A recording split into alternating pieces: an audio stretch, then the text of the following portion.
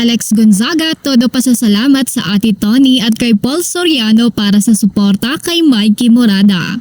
Family goals at solid suporta, yan ang ipinamalas ni Tony Gonzaga at Paul Soriano para sa asawa ni Alex Gonzaga na si Mikey Morada na tumatakbo bilang Vice Mayor ng Lipa, Batangas. Sa isang video na ibinahagi online, makikitang sama-samang nangangampanya sina Alex at Tony at Paul Soriano sakay ng sasakyan habang masiglang kinakawayan ng mga tao sa daan.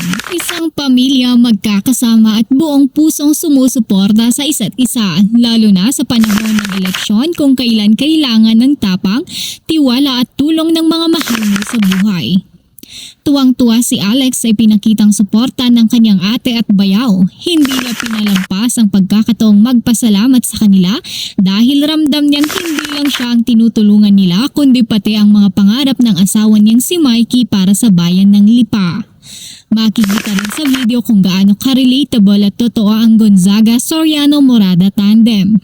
Walang arte, walang papogi, kampanya na may taos-pusong koneksyon sa tao.